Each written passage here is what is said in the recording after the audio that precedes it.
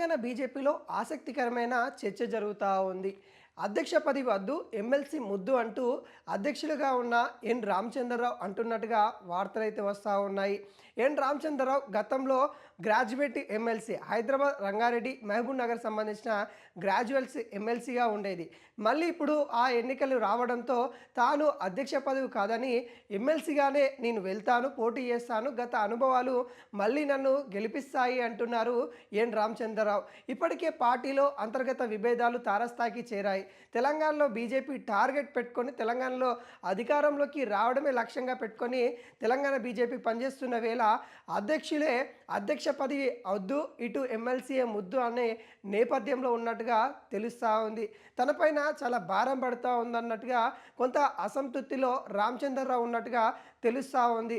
గత కొద్ది రోజులుగా కీలక పరిణామాలతో తెలంగాణ బీజేపీ ఇటు రాజకీయంగా వ్యూహాత్మకంగా పావులు కలుపుతున్న వేళ అధ్యక్షులుగా ఉన్న ఎన్ రామచంద్రరావు మాత్రం కొంత అసంతృప్తితో తాను మళ్ళీ ఎమ్మెల్సీగానే వెళ్తాను, ఎమ్మెల్సీ అయితేనే నేను కొద్దిగా ప్రశాంతంగా ఉంటాను అనే విధంగా తను అనుకుంటున్నట్టుగా చక్కర్లు కొడతా ఉన్నాయి.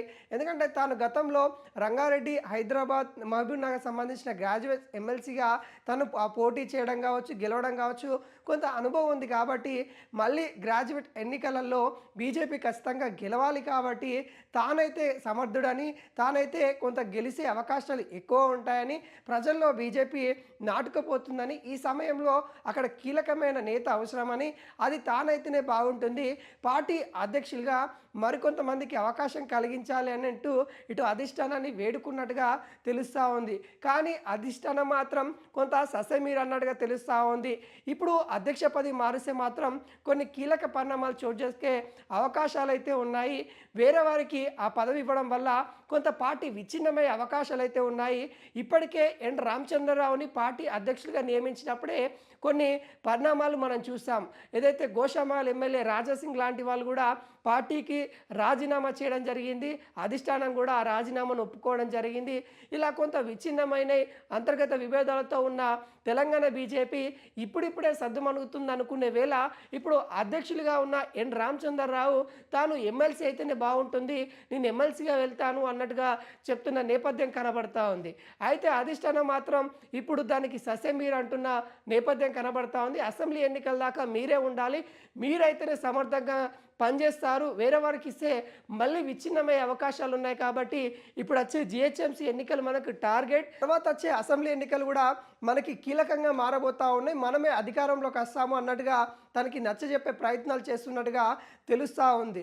అయితే ఇప్పటికే ఏవైతే 2027లో వచ్చే ఎన్నికలు గ్రాడ్యుయేట్స్ ఎన్నికలకు సంబంధించి కూడా ఇటు పార్టీలన్నీ కూడా వ్యూహాత్మకంగా గ్రౌండ్ లెవెల్లో వర్క్ స్టార్ట్ చేయడం అయితే జరిగింది. విజయకేతనం ఎగరవేయాలని కొంత ఇప్పటికే నేతలందరూ కూడా ఇటు బీజేపీ, ఇటు బీఆర్ఎస్, ఇటు కాంగ్రెస్ మూడు పార్టీలు కూడా కొంత గ్రౌండ్ వర్క్ స్టార్ట్ చేసినట్టుగా కనబడతా ఉన్నాయి. కానీ ఇక్కడ బీజేపీలో మాత్రం కూడా కొంతవరకు గ్రౌండ్ వర్క్ చేస్తూ ఉన్నారు. అక్కడక్కడ పాదయాత్రలు చేయడానికి కూడా వాళ్ళు సిద్ధమవుతూ ఉన్న పరిస్థితి కనబడతా ఉంది. అయితే ఈ నేపథ్యంలో పార్టీ అధ్యక్షులే కొంత అసంతృప్తిగా గత కొద్ది రోజుల నుండి కూడా ఉండడం జరిగింది. తనపైన అనేక విధాలుగా అధిష్టానానికి కంప్లైంట్ వెళ్తూ ఉన్న పరిస్థితి కనబడతా ఉంది. ఇక్కడ ఉన్న సీనియర్ నేతలంతా కూడా అధ్యక్షుడిగా ఉన్న రామచంద్రరావు ఏదైతే అధికారంలో ఉన్న కాంగ్రెస్ పార్టీకి కౌంటర్ ఇవ్వడంలో విఫలమైపోతూ ఉన్నారనుకుంటా అనేక విధాలుగా తనపైన అధిష్టానానికి కంప్లైంట్ వెళ్తున్న వేళ కొంత అధిష్టానం దృష్టికి తన సమస్యలు కూడా తీసుకెళ్లే ప్రయత్నాలు చేసినట్టుగా తెలుస్తూ ఉంది. తను ఎమ్మెల్సీ అయితేనే సమర్థుగా వెళ్తాను, ఇటు చట్టసభల్లో ఉండి ప్రశ్నిస్తాను, ప్రజల పక్షాన ఉంటాను అనుకుంటా ఎన్ రామచంద్రరావు చెప్తున్న నేపథ్యం అయితే కనబడతా ఉంది. ఈ అంశంపైనే కొంత తెలంగాణ బీజేపీలో చర్చ అయితే జరుగుతూ ఉంది. ఇప్పటికే ఇటు వరంగల్, ఖమ్మం, నల్గొండకు సంబంధించి గ్రాడ్యుయేట్ ఎన్నికలకు సంబంధించి కూడా అక్కడ కూడా అభ్యర్థిని ఎవరు పెట్టాలని కూడా పలువురు పేర్లు అయితే సూచిస్తున్న నేపథ్యం కనబడతా ఉంది. ఇటు రంగారెడ్డి, హైదరాబాద్, మహబూబ్ నగర్ సంబంధించి తానే పోటీలో ఉండాలన్నట్టుగా భావిస్తున్నట్టుగా ఇటు చర్చ అయితే జరుగుతూ ఉంది. మరి చూడబోవాలి.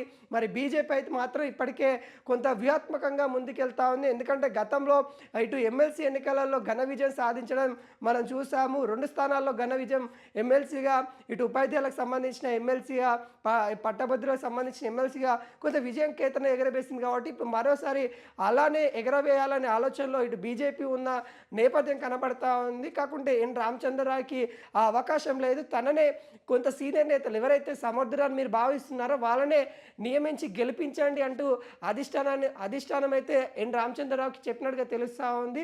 ఎన్ రామచంద్రరావు సరే అన్నట్టుగా తెలుస్తా ఉంది. కానీ ఆయనకు మాత్రం కొంత మనసు మాత్రం అటు ఎమ్మెల్సీ పదవి మీదనే ఉన్నట్టుగా తెలుస్తా ఉంది. రాష్ట్ర అధ్యక్షుడైతే రాష్ట్రానికి ఒక కీలక బాధ్యత ఉన్నప్పటికి కూడా ఆయన ఆ బాధ్యతలు కొంత భారంగా అవుతుంది. తనకు ఇప్పుడున్న ఇబ్బందులు అవుతా ఉన్నాయి. ఇప్పుడున్న రాజకీయంగా ఆ బీజేపీలో ఉన్న నేతలు ఎవరు కూడా వాళ్ళ మాట వినట్లేదు అన్నట్టుగా కొంత ఇబ్బంది పడతా ఉన్నట్టుగా క్లియర్ కట్‌గా తెలుస్తా ఉంది. అయితే అధిష్టానం కూడా సరే చూద్దాం, ఖచ్చితంగా మీ ఆలోచన మేరకు గూడా కొంతవరకు కీలక నేతలు సమయం చూసి మేము మార్చే అవకాశాలు గూడా ఉంటాయన్నట్టుగా చెప్తున్న పరిస్థితి కనబడతా ఉంది. మరి చూడాలి.